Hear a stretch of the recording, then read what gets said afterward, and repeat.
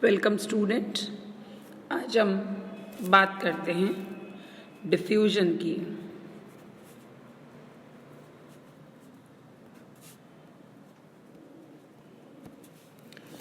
जिसको हम हिंदी में प्रसारवाद भी कहते हैं।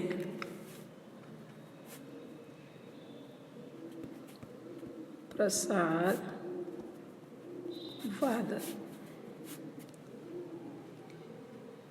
उद्विकास सिद्धांत की प्रक्रिया, जिस प्रक्रिया के द्वारा सांस्कृतिक तत्व में फैलाव, या हम ये कहें एक जगह से दूसरी जगह गए।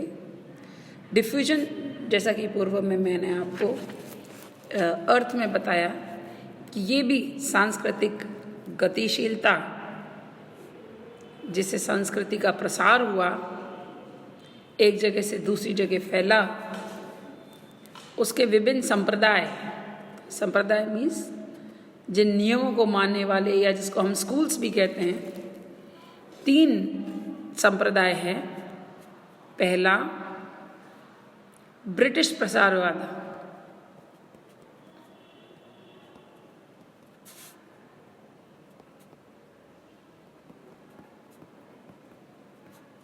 या जिसको हम इंग्लिश में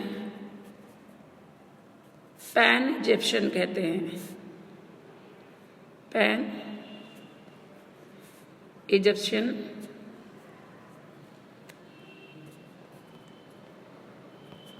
कहते हैं। दूसरा है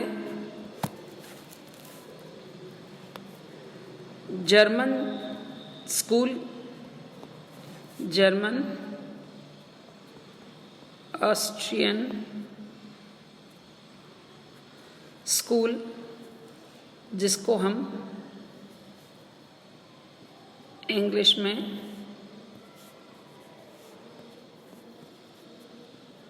German Austrian culture historical school कहते हैं। तीसरा है अमेरिकन स्कूल, अमेरिकन संप्रदाय या अमेरिकन स्कूल।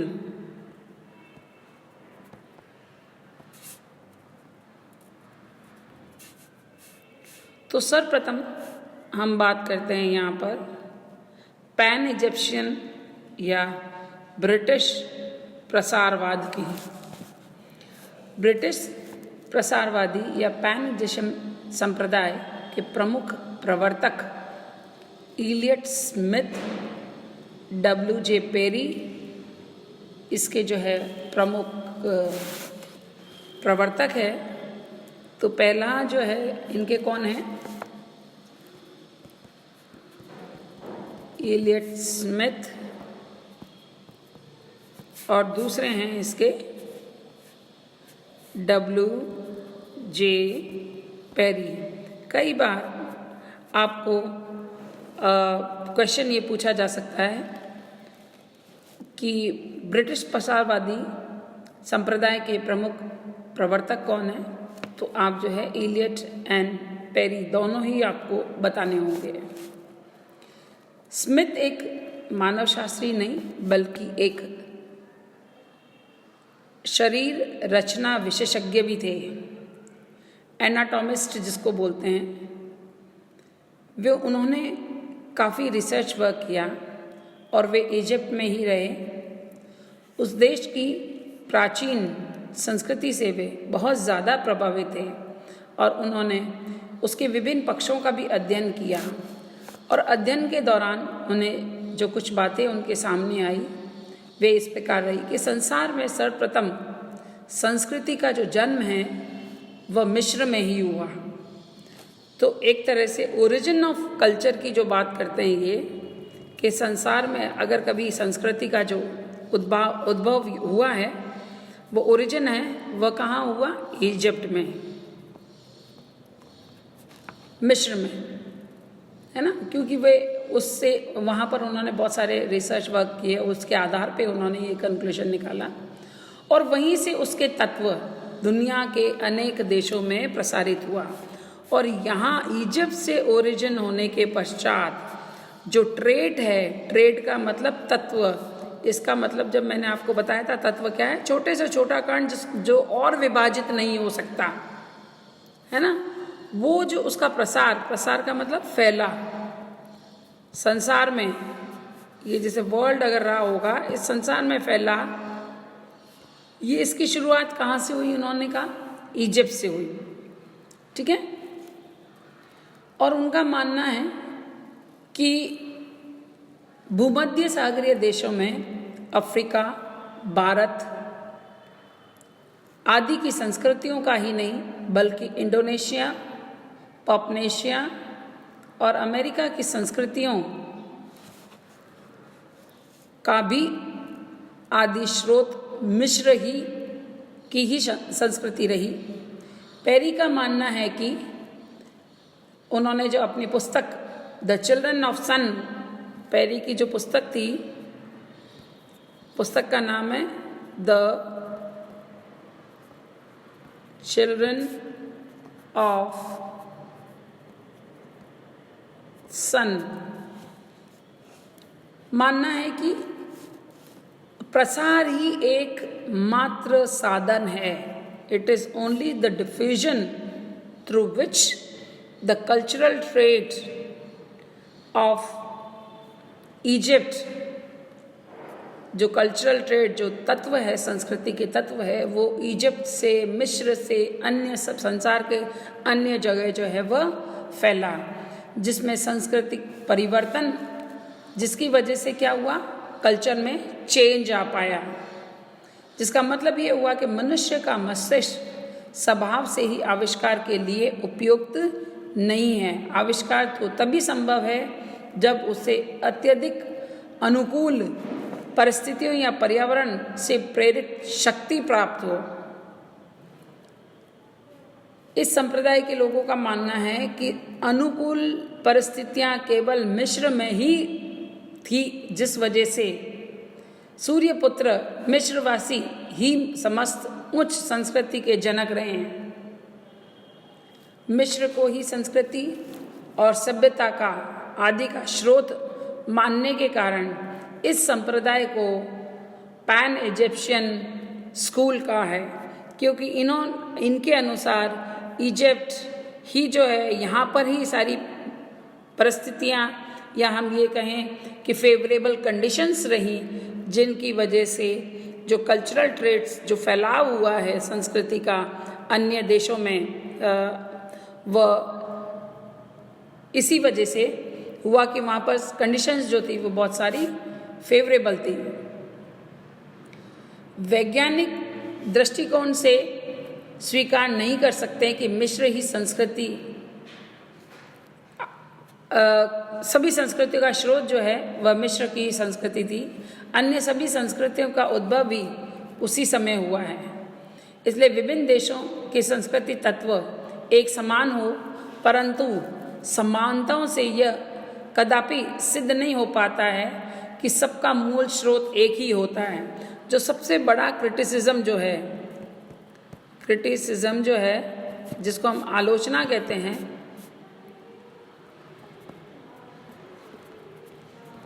उनका ये मानना है, ये जो कहा ना कि इजिप्ट, मिस्र ही सबका स्रोत है, वो बोलते हैं ऐसा नहीं है। अगर हम वैज्ञानिक दृष्टिकोण से देखें, हम अगर साइंटिफिक विचार दृष्टिकोण से अगर हम देखें तो ये स्वीकार्य नहीं है, क्योंकि जिस समय मिस्र से सांस्कृतिक तत्वों का प्रसार हुआ होगा, उसी समय या थोड़ा सा उससे पहले समस्त विश्व में अनेक संस्कृतियां जो है उद्भव हुई थी। इसलिए यह कहना कि सिर्फ मिस्र ही या वहीं पर ही जो कंडीशंस फेवरेबल थी, जिसकी वजह से संस्कृति का प्रसार अन्य देशों में हुआ।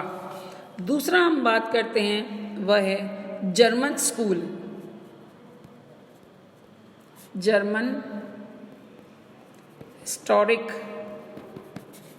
स्कूल या जर्मन प्रसारवादी या संस्कृति का ऐतिहासिक संप्रदाय, जिसको यहाँ हम उसको कुल्टक्रिज स्कूल भी बोलते हैं, इसको हम कुल्टर हिस्टोरिक भी बोलते हैं, ठीक है।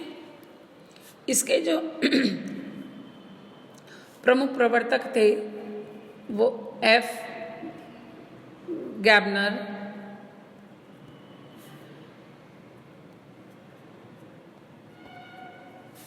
और ई फॉय, FOY फॉय। इस सिद्धांत के जो विचारक हैं उनका मानना है कि प्रसारवादी होते हुए भी उन विकासवादियों का यह निष्कर्ष है कि अलग अलग स्थानों में स्वतंत्र रूप से विविध सांस्कृतिक संकुल उत्पन्न हुए, परंतु इसके साथ यह भी मानना पड़ेगा कि उन पर संस्कृति संकुलों का बाद में वहाँ से संसार के अन्य भागों में प्रसार हुआ।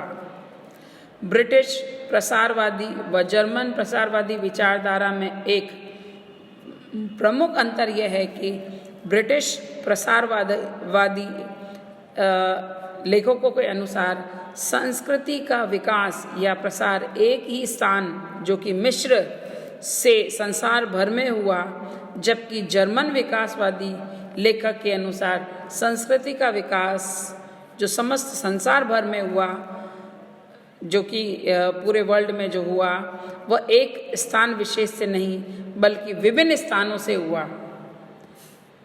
जो ब्रिटिश प्रसारवादी विचारधारा के जो मानने वाले थे उनका ये मानना था कि इजिप्ट से कल्चरल ट्रेड्स सारे विश्व में पहुँचे, है ना।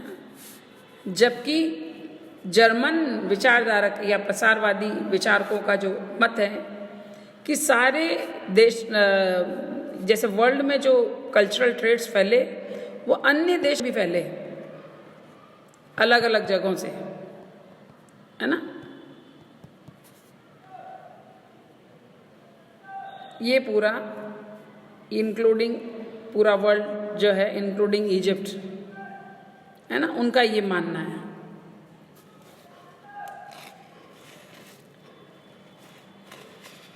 उनके अनुसार संस्कृति का विकास या विस्तार किसी एक स्थान से नहीं बल्कि विभिन्न स्थानों से हुआ।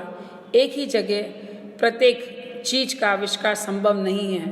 विभिन्न चीज़ों का आविष्कार तो विभिन्न स्थानों और विभिन्न समयों में होता है। सांस्कृतिक संकुल संसार के विभिन्न स्थानों या समाजों में फैल गए। संस्कृति का विकास इसी प्रकार की प्रक्रिया का परिणाम है। इस प्रक्रिया का अर्थ यह है कि विभिन्न स्थानों से संसार के अन्य भागों में सांस्कृतिक संकुलों का प्रसार निरंतर रूप से चलता रहा है। अगर इसको हम थोड़ा अलग तरीके से मैं अगर आपको समझाने का प्रयास करूं तो ये ऐसे है कि सपोज दिस इज वर्ल्ड और जो ब्रिटिश स्कूल के मानने वाले हैं वो ये कहते हैं कि यहाँ की जो संस्कृति जो ट्रेड्स है वह विश्व में सब जगह फैले, है ना। जबकि इनका जो जर्मन स्कूल है वो ये कहते ज़रूरी नहीं है कि इजिप्ट से ही संसार में अन्य जगह फैला है, कि अन्य जगहों का भी आप आपस में आदान प्रदान, तो आपको पता नहीं चलेगा कि कौन सी कहाँ हुई है। उसके गहरे तत्व वहाँ पर नहीं मिले तब तक आप कहना ये मुश्किल होगा कि कौन सी चीज़ कहाँ से फैली है। जर्मन प्रसारवादी लेखकों का मानना है कि हम एक संस्कृति को सतर्कता से विश्लेषण करें तो हमें उनमें उन विभिन्न संस्कृति तत्व या हम ये कहें कि तहों लेयर्स को स्पष्टता से देख सकते हैं जो दूसरे स्थानों से विभिन्न समय में प्रसार की प्रक्रिया के माध्यम से उस संस्कृति में आ मिली है। इसका कारण यह हुआ कि भिन्न भिन्न स्थानों से सांस्कृतिक तत्वों के चक्र अलग अलग समय उठते रहे हैं और इनका प्रसार संसार के अन्य भागों में होता रहा है, परंतु इस प्रसार की प्रक्रिया में यह आवश्यक नहीं कि प्रत्येक सांस्कृतिक तत्व या संकुल संसार के हर भाग में फैले हो। प्रत्येक तत्व या संकुल के प्रसार का एक घेरा, ऐसे जिसको हम कहते हैं ना, एक लेयर, एक घेरा जो है, सर्कल जो है, वो डिस्ट्रिक्ट या प्रदेश हो सकता है। इसलिए इस संप्रदाय को सांस्कृतिक चक्रवाती या हम ये कहें प्रदेशवादी संप्रदाय या कुल्टर क्रीज स्कूल भी कहते हैं, परंतु इसमें यह तात्पर्य कदापि नहीं है कि सांस्कृतिक तत्वों या संकुलों का एक निश्चित घेरा या प्रदेश के अंदर ही प्रसार होता है, उस प्रसार की कोई सीमा नहीं होती है। फिर भी ऐतिहासिक प्रमाणों से यह जाना जा सकता है कि संस्कृति का अमुक इकाई अमुक स्थान से प्रसार हुआ है। प्रदेश, चक्र या घेरा शब्द का प्रयोग इसी अर्थ से लिया गया है। इस संबंध में गैबनर जो है उनकी प्रमुख देन है वह यह है कि सांस्कृतिक प्रसार के अध्ययन में उन्होंने दो स्पष्ट आधारों का निश्चय किया। पहला, वे आधार स्वरूप, फॉर्म तथा परिमाण, क्वांटिटी जिसको कहते हैं, का आधार है। यदि हम दोनों समूहों की संस्कृति में असमानता दिखलाई पड़ती है तो उन्हें समानता के आधार पर ही प्रसार का निर्णय कर लेना उचित है। समानताओं की विवेचना में ही दो बातों को ध्यान में रखना होगा कि प्रथम तो स्वरूप की समानता और सेकंड परिमाण की समानता। दोनों बातों में, दो संस्कृतियों में जितनी अधिक समानता हो, प्रसार की समानता उसी अनुपात में अधिक होगी।